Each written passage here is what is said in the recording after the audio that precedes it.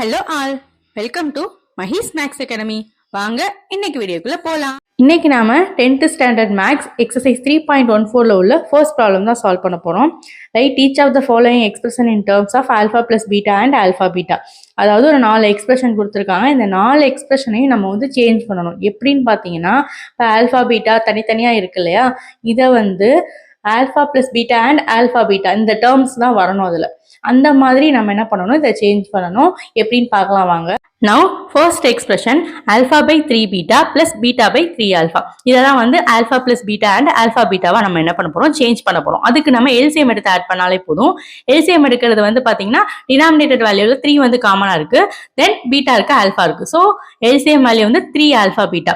அந்த மாதிரி சேஞ்ச் பண்றதுக்கு ஃபர்ஸ்ட் ஃபிராக்ஷன் ஆல்பாவாலையும் செகண்ட் ஃபிராக்ஷனை பீட்டாவாலையும் என்ன பண்ணுவோம், நம்ம மல்டிப்ளை பண்ணுவோம். அப்படி மல்டிப்ளை பண்ணோம்னா நமக்கு ஃபைனலா என்ன கிடைக்கும்னா alpha square plus beta square divided by 3 alpha பீட்டான்னு கிடைக்கும். So denominator value alpha beta நமக்கு வந்துருச்சு. ஸோ நியூமரேட்டர் மட்டும் தான் இப்போ நம்ம சேஞ்ச் பண்ணணும். அப்படி சேஞ்ச் பண்றதுக்கு இது ஏ ஸ்கொயர் பிளஸ் பி ஸ்கொயர் ஃபார்மேட்ல இருக்கு. அதனால அந்த ஃபார்மேட்ல எக்ஸ்பேண்ட் பண்ணி எழுத போறோம். அந்த ஃபார்முலா உங்களுக்கு தெரியும்னு நினைக்கிறேன். தெரியாதவங்களுக்காக சொல்றேன், எப்படி ஈஸியா ஞாபகம் வச்சுக்கலாம்னு பாத்தீங்கன்னா, நமக்கு ஈஸியா தெரிஞ்ச ஒரே ஒரு formula A plus B whole square இல்லையா. ஸோ அந்த ஃபார்முலா எழுதிட்டு அதுல இருந்தே நம்ம இந்த ஃபார்முலாவை ஈஸியா கொண்டு வந்துடலாம். A square plus B square plus 2ab. இப்போ நமக்கு A square plus B square, அதாவது alpha square plus beta square மட்டும் தான் வேணும். ஸோ இந்த 2ab அந்த சைடு கொண்டு போகுது, மைனஸ்ல போயிடும். So A plus B whole square minus 2ab. நீங்க ஃபார்முலா இதுக்காக மெமரைஸ் பண்ணணும்னு தேவையில்லை. So A square plus B ஸ்கொயருக்கு ஃபார்முலானாலும் நம்ம இதவே எழுதிக்கலாம். ஆல்ஃபா ஸ்கொயர் பீட்டா ஸ்கொயருக்கும் இந்த ஃபார்முலா தான் யூஸ் பண்ண போகிறோம்.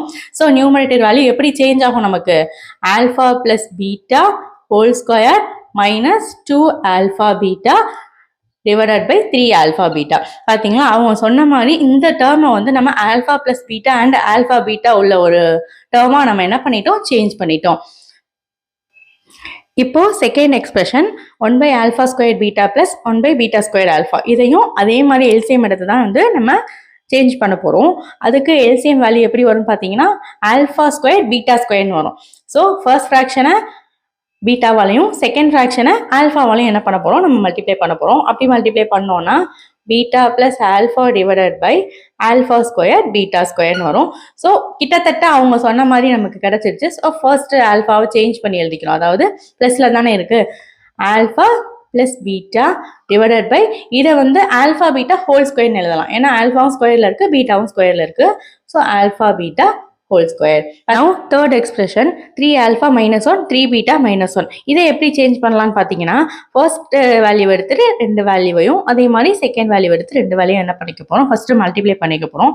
அப்படி மல்டிப்ளை பண்ணோம்னா 3 3s are 9 alpha beta, 9 alpha beta minus 3 alpha minus 3 beta plus 1 நமக்கு கிடைக்கும். இப்போ இதுக்கப்புறம் இதில் என்ன சேஞ்ச் பண்ணலான்னு பார்க்கலாம். ஸோ ஆல்ஃபா பீட்டா ஃபர்ஸ்ட் நமக்கு கிடைச்சிருச்சு. ஸோ இதை ஏதாவது சேஞ்ச் பண்ணணும். இப்போ பார்த்தீங்கன்னா 3ங்கிற வேல்யூ காமனாக இருக்குது. ஸோ அந்த 3யை நம்ம என்ன பண்ணிக்கிறோம், காமனாக எடுத்துக்கிறோம். அதே மாதிரி மைனஸும் காமனாக இருக்குது. ஸோ மைனஸ் 3யை காமனாக எடுத்துக்கிறோம்.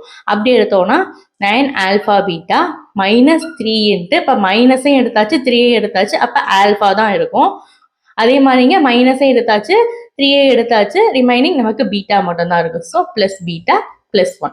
இதான் அவங்க சேஞ்ச் பண்ண சொன்ன அந்த expression. Now fourth expression alpha plus 3 divided by beta plus beta plus 3 divided by alpha. இது LCM எடுத்து தான் நம்ம சேஞ்ச் பண்ண போறோம். ஸோ LCM ஆல்ஃபா பீட்டான்னு வரும் இதுக்கு.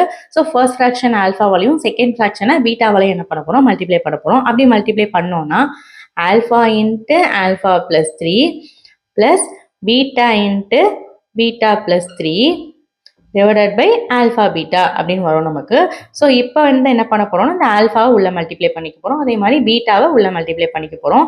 அப்படி மல்டிப்ளை பண்ணோம்னா alpha square plus 3 alpha plus beta square plus 3 beta divided by alpha beta. இதுக்கப்புறம் இந்த ஆல்ஃபா ஸ்கொயர் பிளஸ் பீட்டா ஸ்கொயரை தனியாகவும் இந்த 3 ஆல்ஃபா 3 பீட்டாவை தனியாகவும் என்ன பண்ண போறோம், எழுத போறோம். அப்படி எழுதணும்னா alpha square plus beta square plus 3 alpha plus 3 beta divided by alpha beta. So இப்போ இந்த 2 வேல்யூவில் பார்த்தீங்கன்னா 3யை காமனாக எடுத்தலாம். அப்படி 3யை காமனாக எடுத்தோம்னா அதே மாதிரி அதுக்கு முன்னாடி இந்த டேர்ம் இருக்குல்ல ஆல்ஃபா ஸ்கொயர் பீட்டா ஸ்கொயர், இதுக்கு வந்து ஃபர்ஸ்ட் ப்ராப்ளம்லேயே நம்ம வந்து இதுக்கான ஃபார்முலா பார்த்தோம். என்ன ஃபார்முலானா alpha plus beta whole square minus 2 alpha beta அப்படிங்கிற ஃபார்முலா பார்த்தோம். அதை வந்து இந்த இடத்துல நோட் பண்ணிக்கணும். ப்ளஸ் இதில் வந்து என்ன பண்ணுறோம், 3 காமனாக எடுத்துக்கிறோம். 3 காமனாக எடுத்துட்டோம்னா ரிமைனிங் ஆல்ஃபா ப்ளஸ் பீட்டா இருக்கும்ல. So alpha plus beta divided by alpha beta. அவங்க கேட்ட மாதிரி நம்ம அந்த எக்ஸ்பிரஷனை வந்து alpha plus beta and alpha பீட்டாவாக என்ன பண்ணிட்டோம், சேஞ்ச் பண்ணிட்டோம்.